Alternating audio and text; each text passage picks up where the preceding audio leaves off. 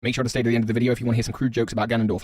Holy Hylia is the new official Ganondorf art looking amazing. I don't want this video to be outdated by the time Tears of the Kingdom is out, so I'm going to have a section marked by a time code with speculation, either for those of you who are avoiding spoilers, want to skip it, or just want to see how much I got wrong. But this video is not just about Tears of the Kingdom, it's about Ganondorf, the Lord of Darkness, wielder of the Triforce of Power, and king of the Gerudos himself, and how his home has never really been within the Gerudo Desert where his tribe live, the tribe that reject him time and time again, but instead how he is truly the ruler of Death Mountain, and how he is the one who gives this volcano its namesake. So, alongside the final trailer for Tears of the Kingdom, we see new artwork, yes, for Ganondorf, but also for Sidon, Ruji, and Tulin. All appear equally in the trailer, and all three of these heroes, and our collective enemy, can be seen holding a special tear. They are likely the titular tears of the kingdom. Sidon's is blue, the color of the seas. It's the aquatic nature that matches that of the Zora race across the Zelda series. Blue matches the Zora spiritual stones, Nehru's pearl, and of course the sage medallion. And of course, Nehru's blue essence can be seen in Ocarina of Time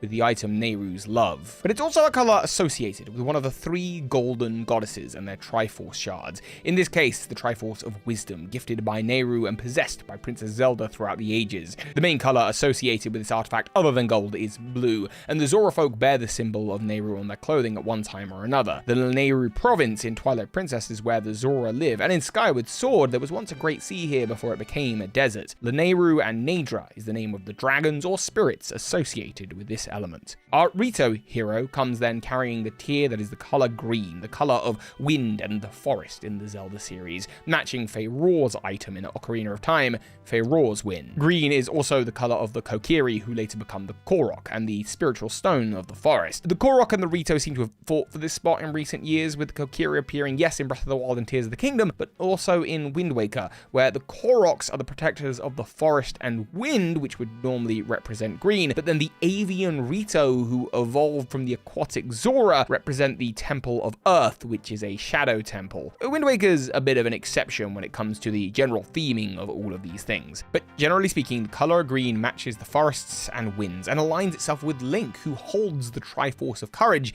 and dressed usually in a green tunic. The forests are associated with the goddess Feyrore and of the dragon Farosh. In the Faron province in Twilight Princess, it is the home of the forest temple where Deku's signs can be seen on the door. And then of course, finally, there is Riju, who bears a tear with the orange of the Gerudo people and the sage's spirits. This is the orange of the desert where the Gerudo live, and while not directly tied to one of the three golden goddesses, the Gerudo people themselves are living goddesses, with only a single male born to their tribe every 100 years. So far, we've only really met Ganondorf in that category. And the tribes and races like the Gerudo in the Zelda series usually fall into the category of the 7 sages, or maidens, or knights of Hyrule, with Zelda being the 7th. But most of its core theming comes now down not to a balance of 7 elements, but to 3. The 3 that represent the Triforce and the 3 golden goddesses of history. We've so far mentioned Nehru, the creator of the Triforce of Wisdom, and Feyrore of the Triforce of Courage. So what about the 3rd golden goddess, and how does Ganondorf tie into all of this? Let's talk about Din and their representative species, and this is where Ganondorf comes in. Time code on screen if you want to skip the Tears of the Kingdom speculation, but based on the trailer and the artwork, it's not hard to note what's missing. When we look to the champion scene in Breath of the Wild, the only hero race not shown here are the Gorons. And of course, you probably know where this is going. If you have a keen eye for details, you likely saw that Ganondorf has the red tear normally associated with flame and the earth and the Gorons on his head. Additionally, our notable Goron hero, Yunobo, is missing from the trailer, though the Boulder Breaker can be seen running alongside the other heroes. The exclusion from the trailer on its own might have been a coincidence, but not also from the official character art reveal. It's not hard to guess why. There seems to be some kind of story detail play here. Either Yunobo has had some kind of complete makeover, or perhaps Yunobo has been killed and a new Goron takes his place. Perhaps Yunobo has been held captive, or simply his official art would reveal that he doesn't have the tear. Regardless of who has the tear, and I do believe it's Ganondorf here, we have to wonder why it is that the Goron race are constantly targeted time and time again. For while Goron are usually associated with flames and the earth, like Din, the Triforce of Power and perhaps the red tear too have fallen into the grasp of Ganondorf time and time again. So what is Ganondorf's connection to power? Zeltic, why don't you start us off? Well, in Tears of the Kingdom, we see Ganondorf in a somewhat mummified state, not too dissimilar to the ancient Sheikah monks. Not quite dead, but not quite alive. His malice appears to have been slowly oozing out from underneath Hyrule for countless centuries. And now, the malice seeps up through the earth, sometimes reflected back onto Hyrule and its denizens by the sinister power of the Blood Moon. Malice empowers the demonic Moblins, Hinoxen, and Lynels across the land, and in Tears of the Kingdom is concentrated in a few locations where it erupts up from the depths of the earth. In particular, this can be seen underneath the kingdom's capital,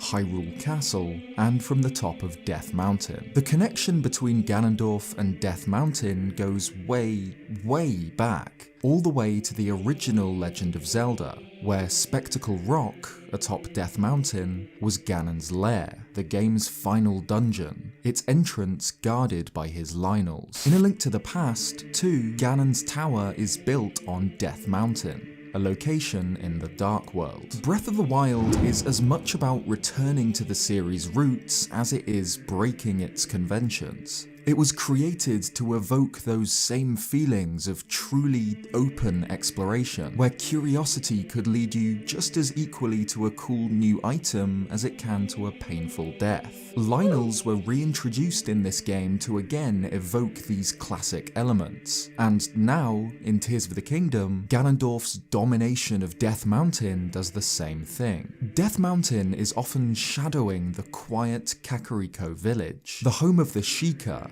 and their somewhat sinister magic is found on numerous occasions at the volcano's foot. It's almost as if the village is cursed by being found so close to such a dangerous landmark. Of course, this isn't always true. Some games have Kakariko much further away from the mountain, like Breath of the Wild, but the village always has some theme of darkness to it, some sinister secrets lurking beneath the surface. On face value, Kakariko Village seems to be a peaceful hamlet, but underneath is haunted by shadowy demons like Bongo Bongo and Dead Hand, creatures far worse than those who plague the Zoras in their domain or the Kokiri of the forest. But the tribe that often has it the worst, by far, are the stalwart Gorons. Thanks, Zeltic. Death Mountain also has another more common inhabitant than Ganon. It has appeared as the home of the Goron people across the franchise, known as Death Mountain or the Elden Volcano, or Dragon Roost in the Wind Waker, once again located not too far away from Windfall Island, the spiritual successor of Kakariko Village. Across the eons, this volcano has been constantly active, never dormant, never going to sleep. Din is the goddess associated with this area and the Goron people. Din gifted the Triforce of Power to the people of Hyrule, and it's Din's fire that is the item in Ocarina of Time, and fittingly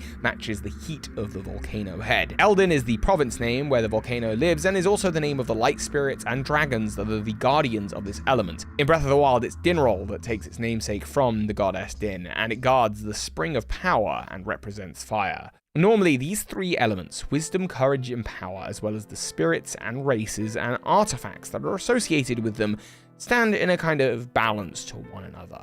But then in comes Ganondorf, the only entity in all of this balance who ever actually seeks to acquire additional power. Based on all this, it seems to be the case that the Triforce of Power was not made for Ganondorf, so to speak, any more than wisdom and courage were made for Zelda or Link. In fact, if there was a world where none of these characters were reincarnating, it would seem likely that the Triforce pieces would be bestowed to a Goron, Zora, or Rito, or perhaps a Kokiri. Ganondorf could choose to be a courageous hero and acquire the Triforce through the Triforce of Courage, or he could learn to protect Hyrule, and using this learning would gain the Triforce of Wisdom, but likely due to the curse of the Demon King Demise, it's power that comes naturally to Ganondorf. He displays his strength always at first by conquering the Mountain of Death, and by subduing the normally powerful Goron that live there. In fact, unlike the other races in Hyrule, the normally friendly and upbeat Gorons have been consistently tortured and traumatized by Ganondorf. This isn't to say that the other species of Hyrule don't get it bad, but it is the Gorons who take the worst of it. In Ocarina of Time, he imprisons them in their own fire temple and feeds them to Volvagia. In Twilight Princess, he commands Zant to use shadow magic to corrupt their patriarch. This causes the Gorons to become hostile to outsiders, and in truth, this means that the Gorons sometimes become enemies across the games. In Four Swords Adventures, the Helmarok King terrorizes Death Mountain, a creature known, at least only in Wind Waker, to be in the chief employ of Ganondorf. It may be the reason that the Goron are nearly extinct in the Wind Waker, and that Dragon Roost Island was left abandoned for the Rito to populate. In fact, this may be evidenced by the presence of the Helmarok King's smaller cousins, the Kragaroks, all over Dragon Roost. If they made it their home, perhaps they were protecting it for Ganondorf. It seems that no matter where in the timeline he is, Ganondorf must have dominion over this mountain of death. But why? Well, I believe it's because Death Mountain is crucially important to Ganondorf's plan and to Demise's curse, because it's not just a mountain, it's a volcano. A hole in the earth, a place where the barrier between the surface of Hyrule and what lies below is at its most fragile. It's not just lava that can erupt from Death Mountain, but malice, and in ancient times, something much worse. Ganondorf's armies. It's a gateway to the underworld. You see, to understand what's happening in Tears of the Kingdom and across the Zelda timeline with Ganon's dominion over this mountain, we have to look back, all the way to some of the most ancient Zelda lore we know, seen in the intro to Skyward Sword, where it says, "One dark fateful day, the earth cracked wide, and the malevolent forces rushed forth from the fissure. They mounted a brutal assault against the surface, driving people into despair, and this cutscene is shown in flame. It says that they burnt forests and murdered without hesitation. They did all that they could do to take the goddess's power. This goddess is Hylia, and she took the remaining humans to an outcropping of land, which she then sent skyward, protecting the Triforce, before returning from the skies to fight for the surface. I believe that this fissure in the earth from which demons and fire first emerged into Hyrule was in fact Death Mountain. While in the oldest days of Skyward Sword it is simply known as the Elden Volcano, it's easy to see how over eons of Ganon returning and the emergence of Demise's curse repeating itself and the return of monsters into the world, how it got its name, Death Mountain. And this is the tale that we're seeing play out again in Tears of the Kingdom. It's the same that we've seen for Generation that goes back to the beginning of time. The goddess is in the sky, battling the demons from below the earth for the sake of the surface world. We see this clearly reflected in Tears of the Kingdom's logo. This is the snake that never ends by eating the end of the other snake, which is in turn eating the first snake. It's a story that loops, a cycle of hatred that never ends.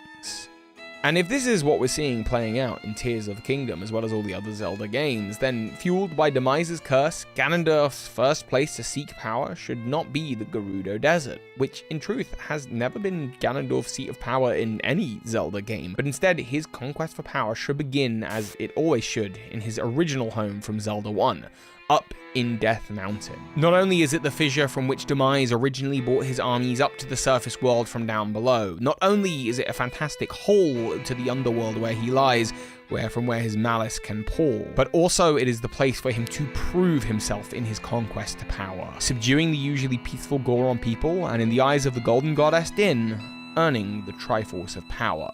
It is from here he will summon up his monsters to invade Hyrule. Okay, crew Ganondorf comments incoming. Is it just me, or is Ganondorf the only guy who can pull off going from being a mummy to a daddy? Because, you know, he was literally a mummy before, and then he was mummified, and now he looks hecka hot. Hey, I don't mean to be thirsty, but it's the Gerudo Desert out here, and like, wow, that guy is a tall glass of water. He is like the only guy who could pull off going from like a gremlin warlock goblin king to this. Look, Nintendo knew what they were doing, okay? Leave your thirsty Ganondorf comments in the comment section down below. Also, thank you very much for coming along. Please make sure you subscribe or check out some of my old Zelda theories if this video does well, and if my last ones do well, maybe I'll just keep on uploading some more, because this has been a lot of fun. Welcome to Absurd Zelda Theories. Also, thank you, Zeltic, for lending your voice to this. Check out Zeltic, again, links on screen and in the description.